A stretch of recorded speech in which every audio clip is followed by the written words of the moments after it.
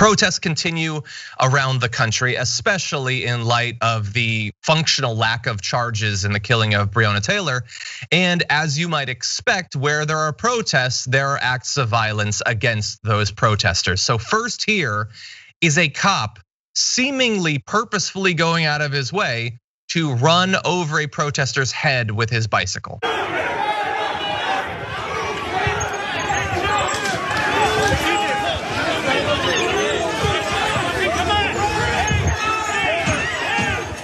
So I don't understand how Americans are supposed to watch that.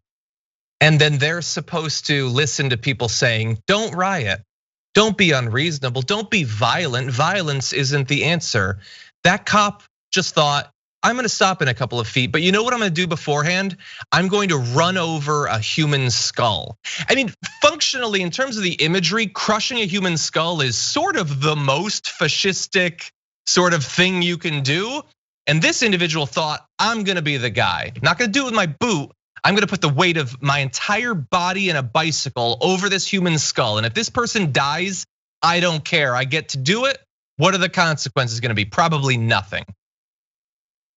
It's just so, all these answers are so obvious. Like, I don't agree with your framing on like telling people not to riot and like that, because what your framing implies that it's okay to like riot. My point doesn't even get to that. My point is like, listen, 93% of these protests are peaceful. So you're focusing on something that is so statistically rare, and within that statistical rarity, well, that's what I'm saying. And in that statistical rarity, those we don't know. I mean, we've seen stories of police starting the violence. We've seen police just completely beat the crap out of and break the hand of a Navy veteran.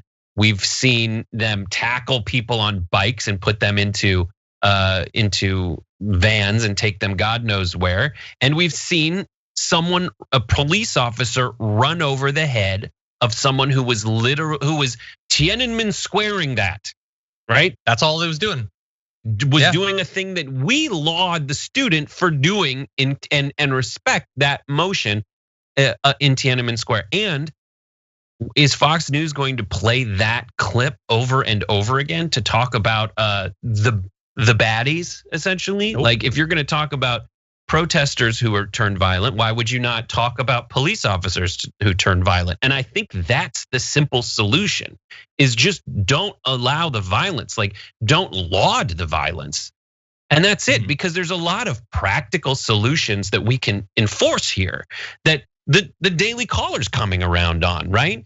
The Daily Caller was pretty silent and reported pretty straightforwardly about like, as a way to get clicks, I would say that the police arrested a CNN reporter, but didn't call for lawsuits until their own reporters were arrested by Louisville PD.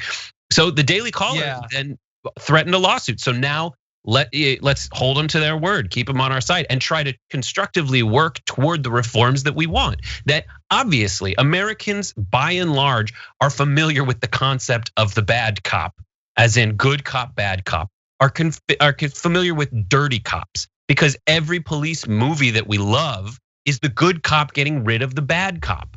So let's do that. Let's all be those people.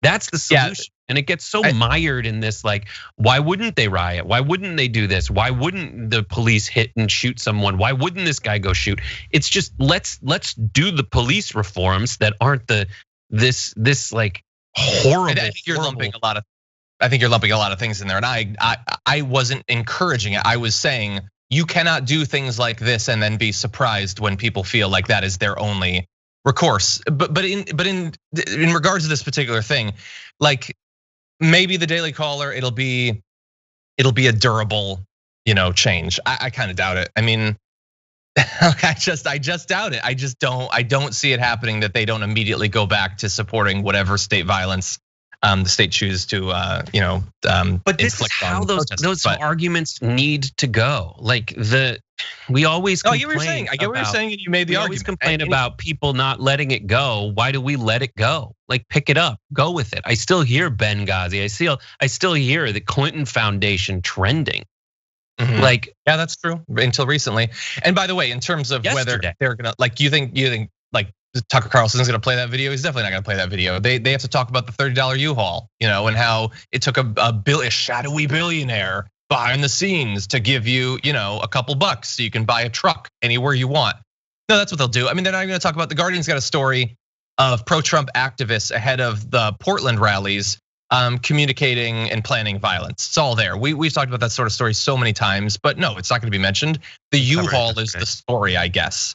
In any event, the bike officer who did that has been placed on leave. I don't know exactly what that means. For all I know, that means he gets a little vacation, still gets pay. Worst case scenario, he goes and works at a different department. This will be one act of violence from this cop that will someday be cited when he shoots and kills someone. And we look back and say, oh, there had been warning signs, but they didn't do anything. Now we always focus on when the murder happens, but we also get to see the paths along the way. And those are the specific, I'm glad you said that. Those are the specific reforms we need to enact. And I, like in LA, like the district attorney's office been trying really hard to get the sheriff's office lists of dirty cops that Villanueva just rehired. Like those are the things that we need to rally behind. Yeah. And by the way, the protester was apparently uninjured.